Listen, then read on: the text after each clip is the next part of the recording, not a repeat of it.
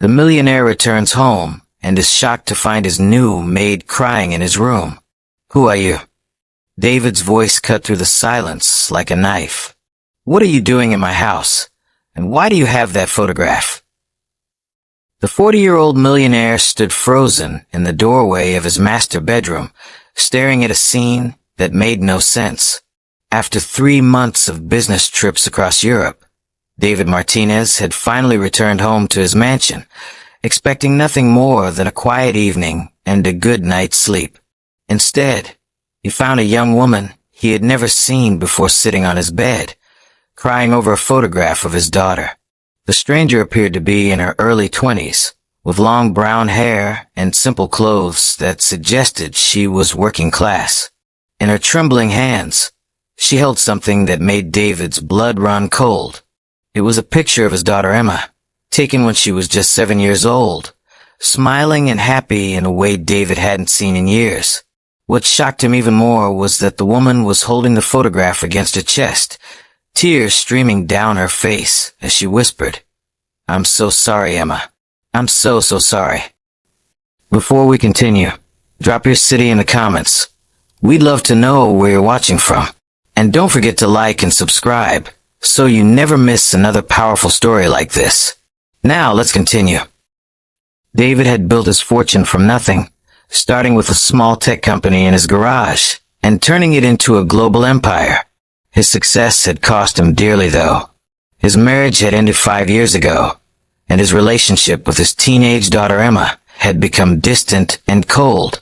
But nothing in his business experience had prepared him for this moment. He had hired a cleaning service to maintain the property while he was away, specifically requesting that they finish their work before his return.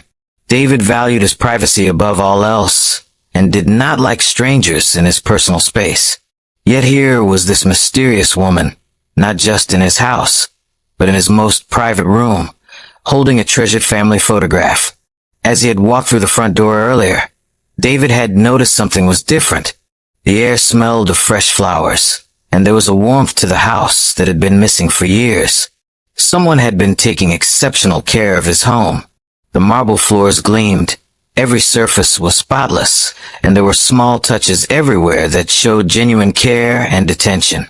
Now he realized who had been responsible for that care, but the discovery only raised more disturbing questions. "Who are you?" David's voice cut through the silence like a knife. "What are you doing in my house? And why do you have that photograph?" The young woman jumped up from the bed, her eyes wide with terror. The photograph fell to the floor, and she immediately bent to pick it up, handling it with the care one might show a precious artifact. I can explain," she stammered, her voice barely above a whisper. "My name is Sarah Williams. I work for the cleaning service. I wasn't supposed to be here when you returned, but you what?" David stepped closer, his business instincts kicking in. Something about this situation didn't add up. "And that still doesn't explain why you're crying over a picture of my daughter." Sarah's face went pale, and for a moment, David thought she might faint. She clutched the photograph tighter and looked around the room as if searching for an escape route. "Please," she said, her voice breaking. "I know how this looks, but I can explain everything. It's complicated." David crossed his arms and studied her carefully. In his years of business, he had become an expert at reading people, and something about Sarah's genuine distress made him pause. She wasn't acting like someone who had been caught doing something wrong. She was acting like someone who was carrying a terrible burden. "I'm listening," he said, his tone slightly softer but still cautious. "But you better start talking, because I'm about 5 seconds away from calling the police." Sarah took a shaky breath and sat back down on the edge of the bed. She looked at the photograph in her hands, and fresh tears began to fall. "I knew Emma," she whispered. "Before you think I'm some kind of stalker or criminal, please just let me explain. I knew her when we were both children." David felt as if the ground had shifted beneath his feet. "That's impossible. I know all of Emma's childhood friends. I've never seen you before in my life." Sarah looked up at him, with eyes full of pain and regret. "You wouldn't remember me, Mr. Martinez. I was just another foster kid that your family helped for a brief time. It was about 15 years ago."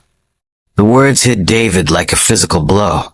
15 years ago, his late mother had been involved in a program that provided temporary homes for children in crisis. He remembered Emma being excited about having other kids in the house, but those memories had faded over the years as life became more complicated. "You were a foster child in our home?" David asked, sinking into the chair by his window. "For 3 months." Sarah nodded.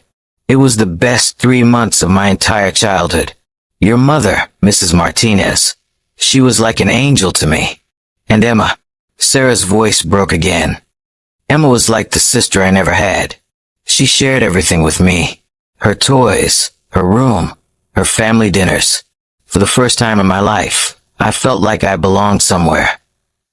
David struggled to remember those days. His tech company had been taking off, and he had been working 18-hour days. His mother had handled most of the foster care arrangements, and he had barely been present during that time. "What happened?" he asked quietly. "Why did you leave?" Sarah's tears flowed freely now. "My aunt in another state suddenly decided she wanted custody of me. It happened so fast. One day I was part of your family, and the next day I was being driven away. Emma cried for hours. She begged your mother to let me stay. She promised she would share her allowance with me, that she would help take care of me." The memory came flooding back to David like a dam bursting. He remembered now. Emma had been heartbroken for weeks after Sarah left. She had asked about her constantly, wanting to write letters or visit, but life had moved on, and gradually, the questions had stopped. "Emma talked about you for months after you left," David admitted.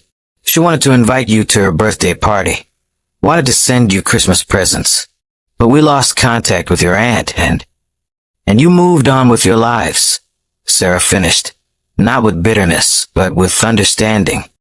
"I don't blame you. You gave me more love in 3 months than I had experienced in my entire life up to that point." David leaned forward in his chair.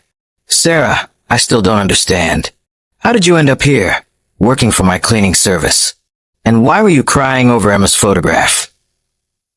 Sarah wiped her tears and took a deep breath. "After I left your house, things got bad again. Really bad. My aunt turned out to be more interested in the monthly checks than in taking care of me. I aged out of the foster system at 18 with nothing. No family, no support, no real education." She paused, gathering her strength to continue. "I've been working multiple jobs just to survive. Cleaning houses, waiting tables, anything I could find. When I applied to work for the cleaning service, I never thought I would end up being assigned to your house. When I saw the address, I almost quit, but I needed the job desperately." "So you've been cleaning my house for 3 months while I was away?" "Yes, and every day. I've been surrounded by memories of the happiest time of my life. Your mother's pictures are still on the mantel downstairs. Emma's childhood photos are everywhere.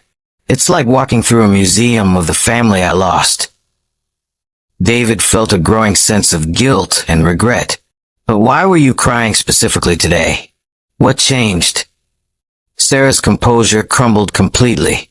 "Because I found out something terrible, and I didn't know what to do with the information.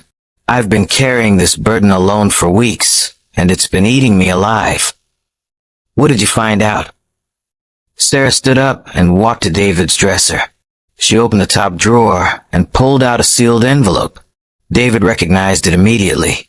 It was a letter addressed to him in his mother's handwriting, dated just before her death 3 years ago.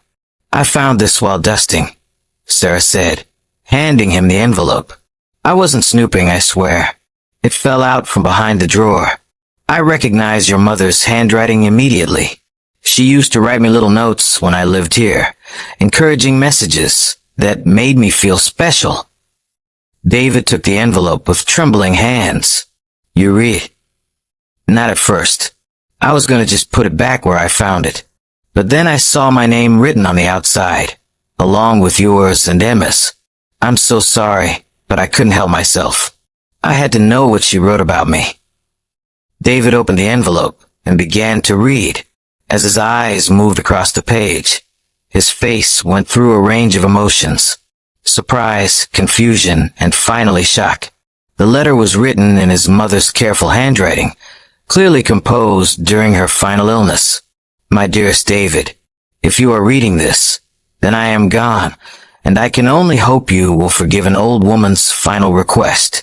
There are things I never told you, regrets I carried that I hope you can help make right. Do you remember Sarah Williams, the foster child who lived with us for 3 months when Emma was young? I know you were busy building your company then, but she made such an impact on our family, especially on Emma. What you don't know is that Sarah tried to contact us many times over the years. She sent letters to our old address, which were forwarded to me, but I never told you about them. I was worried about disrupting your life, about Emma getting hurt again if things didn't work out. Sarah has faced tremendous hardships since leaving our home. She has no family, no support system, but in every letter she sent, she never asked for money or help. She only wanted to know if Emma was happy, if you were all doing well. She wanted us to know that the 3 months she spent with us had given her hope and taught her what love looked like. My dying wish is that you find Sarah and let her know she was always part of our family. I have set aside money in a separate account for her education. The details are with my lawyer. Sarah Williams has a good heart, and she deserves a chance at the life she never had. Please don't let my silence cause any more pain. Emma used to pray for Sarah every night for years after she left. I think they both need healing. With all my love and hope for forgiveness. Your mother, Maria Martinez. David lowered the letter, his hands shaking. He looked at Sarah, who was watching him with tears streaming down her face. You've known about this money for weeks, he asked. Sarah nodded. I've been cleaning this house, struggling to pay rent and buy food, knowing that your mother wanted to help me, but feeling like I had no right to it. How could I approach you? How could I tell you that I've been in your house, reading your family's private letters? So you've been torturing yourself instead. I kept thinking about Emma, about how much I've missed her over the years. I wondered if she even remembers me, if she would want to see me again. And I've been terrified that approaching you would only bring up painful memories for everyone. David sat in silence for several minutes, processing everything Sarah had told him. Finally, he reached for his phone. What are you doing? Sarah asked, alarmed. I'm calling Emma. She's 19 now, away at college. But I think she needs to be part of this conversation. No, please, Sarah begged. Don't drag her into this mess. I never wanted to disrupt anyone's life. But David was already dialing. Emma answered on the second ring. Dad, is everything okay? You never call me during the week. Emma, I need you to sit down. I have something important to tell you, and I need you to listen carefully. David explained the entire situation to his daughter, watching Sarah's face as he spoke. Emma was silent for a long time after he finished. Dad, Emma finally said, her voice thick with emotion. Is she really there? Is Sarah really there with you? Yes, she's here. Can I talk to her? David handed the phone to Sarah, who took it with trembling hands. Emma, Sarah whispered. Sarah. Oh my God, Sarah. I can't believe it's really you. Emma's voice came through the phone loud enough for David to hear. I've thought about you every day for 15 years. Every birthday, every Christmas, I wondered where you were and if you were okay. Sarah broke down completely, sobbing into the phone. I'm so sorry, Emma. I'm sorry I disappeared. I'm sorry I couldn't find a way to stay in touch.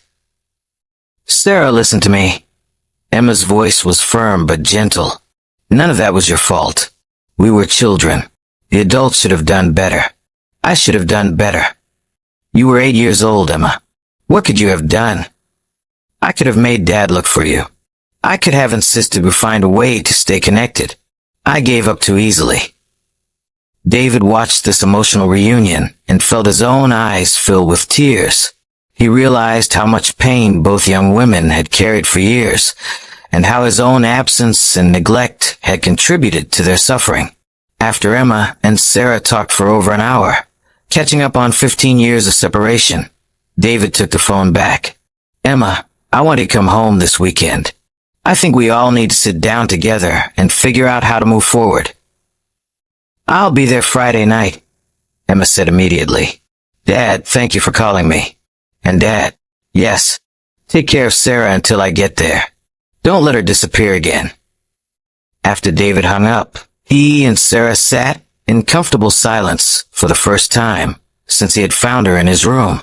"Sarah," David finally said, "I owe you an apology. My mother was right.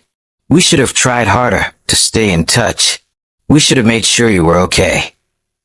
"Mr. Martinez, you don't owe me anything. Your family already gave me more than I deserved." "Please call me David. And you're wrong. You deserved so much more than we gave you." He stood up and walked to his safe. "My mother mentioned that she left money for your education. I'm going to contact her lawyer tomorrow and get the details. But in the meantime, I don't want you cleaning houses to survive." "I can't accept charity," Sarah protested. "This isn't charity. This is family taking care of family. And whether you realize it or not, you've always been family to us." David pulled out his checkbook and wrote a check that would cover several months of living expenses. "Consider this in advance on what my mother wanted you to have. Use it to get stable housing, to quit the other jobs you're working. Focus on figuring out what you want to do with your life." Sarah stared at the check through her tears. "I don't know how to thank you." "Don't thank me. Thank my mother by making the most of this opportunity. And Sarah, yes, I want you to know that you're welcome in this house anytime. In fact, I'd like you to consider this your home whenever you need it." Friday evening came faster than anyone expected. David had spent the week getting his mother's financial arrangements sorted out. True to her word, Maria Martinez had set aside a substantial sum for Sarah's education, enough to cover college tuition and living expenses for several years. Emma burst through the front door like a hurricane, immediately searching for Sarah. When she found her in the kitchen helping prepare dinner, the two young women embraced like long-lost sisters. "You look exactly the same," Emma laughed through her tears. "I was so afraid I wouldn't recognize you." "You've grown so beautiful," Sarah replied. "I have pictures of you as a child memorized in my mind, but seeing you as a young woman is incredible." David watched from the doorway as the two reconnected. Emma was studying business at college, planning to eventually join David's company. Sarah, it turned out, had always dreamed of becoming a social worker to help other foster children, but had never had the opportunity to pursue education. "That's perfect," Emma exclaimed when Sarah shared her dream. "You could make such a difference in kids' lives. You understand what they're going through in a way that most people never could." Over dinner, the three of them talked for hours. Sarah shared stories of her difficult years after leaving their home, but also spoke about the hope and love she had carried with her from her time with their family. Emma talked about how losing Sarah had affected her, how it had made her more aware of social issues and more determined to help others. David found himself really listening to his daughter for the first time in years. He realized how much he had missed by being absent, how many important conversations they had never had. "Dad," Emma said during a quiet moment, "I want to change my major." "What do you mean?" "I've been studying business because I thought that's what you wanted. But listening to Sarah tonight, remembering how I felt when she left, I realized I want to do something more meaningful. I want to study social work too. Maybe Sarah and I could work together someday, helping kids in foster care." David felt a surge of pride in his daughter that was unlike anything he had experienced. "Emma, I've never wanted you to follow in my footsteps unless it was truly what you wanted. If social work is your passion, then you have my complete support." Over the following months, Sarah enrolled in college with the money David's mother had left for her. She moved into a small apartment near campus, but spent most weekends at David's house, which had become more of a home than it had been in years. Emma changed her major and threw herself into her studies with renewed purpose. The two young women supported each other through their coursework, often studying together and sharing their dreams of making a difference in the world. David found himself changing too. Having Sarah and Emma around more often had awakened something in him that he thought he had lost forever. He began working fewer hours, prioritizing family dinners and weekend activities. He started a foundation focused on supporting foster children, with Sarah and Emma as key advisors. The house that had once been cold and empty was now filled with laughter and conversation. Sarah had a gift for bringing warmth to any space, and her presence had healed something broken in the Martinez family. One evening, as David was reviewing foundation paperwork in his study, Sarah knocked on the door. "David, do you have a minute?" "Of course, come in." Sarah sat down across from his desk, holding a folder in her hands. "I wanted to show you something I've been working on for my social work classes." She handed him the folder, which contained a detailed proposal for a program that would help maintain connections between foster children and families they had lived with temporarily. "It's based on our story," Sarah explained. "There are so many kids who move through the system and lose touch with people who cared about them. And there are families who wonder whatever happened to the children they helped, even briefly." David read through the proposal, impressed by its thoroughness and heart. "This is incredible, Sarah. Have you shown this to your professors?" "Yes, and they want to help me develop it further. But I wanted your permission first, since it's based on our experience." "You don't need my permission, but you have my full support. In fact, I'd like the foundation to fund a pilot program based on your proposal." Sarah's eyes filled with tears of joy. "Really? Really? You've already proven how powerful these connections can be. Look what you've brought back to our family." 2 years later, Sarah graduated with honors with her social work degree. Emma had 1 more year left in her program, and the two had already been accepted to graduate school together. David's foundation had grown significantly and was making a real impact in the lives of foster children across the state. The night before Sarah's graduation, the 3 of them sat on David's back patio, looking up at the stars. "I never imagined my life could turn out like this," Sarah said quietly. 2 years ago, I was cleaning houses and wondering if I would ever amount to anything." "You were always going to amount to something," Emma replied. "You just needed the opportunity to show the world what we already knew about you." David looked at the 2 young women who had become the center of his world. "I need to tell you both something. Finding you crying in my room that day, Sarah, was the best thing that ever happened to me. Not just because it brought you back into our lives, but because it reminded me what really matters." "What do you mean?" Sarah asked. "I had everything money could buy, but I had lost everything that actually mattered. I was estranged from my daughter, living alone in a house that felt like a museum. I was successful but completely empty inside." David paused, gathering his thoughts. "You didn't just come back into our lives, Sarah. You saved our family. You reminded Emma and me how to love each other, how to be present for each other. You turned a house back into a home." Emma reached over and took both David's and Sarah's hands. "We're family now, not just because of the past, but because we choose to be. And this time, nothing is going to separate us." Sarah squeezed their hands tightly. "Your mother would be so proud," she whispered. She knew exactly what she was doing when she wrote that letter. 5 years after that emotional day when David found Sarah crying in his room, the Martinez Family Foundation had helped hundreds of foster children maintain connections with caring adults. Sarah had become a renowned advocate for foster care reform, speaking at conferences across the country about the importance of maintaining relationships. Emma had followed her passion and was working as a social worker specializing in family reunification. She and Sarah had co-authored several papers on the psychological impact of relationship discontinuity in foster care. David had learned to balance his business success with personal fulfillment. He had remarried a woman who shared his passion for helping children, and their home was often filled with current and former foster children who needed a stable, loving environment.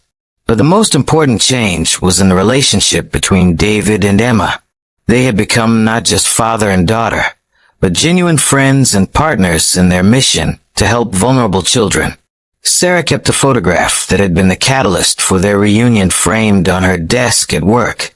Sometimes she would look at it and remember that scared young girl who had been taken away from the first real family she had ever known.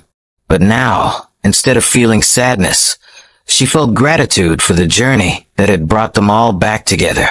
The story of Sarah's tears had become a story of healing, redemption, and the power of never giving up on the people we love.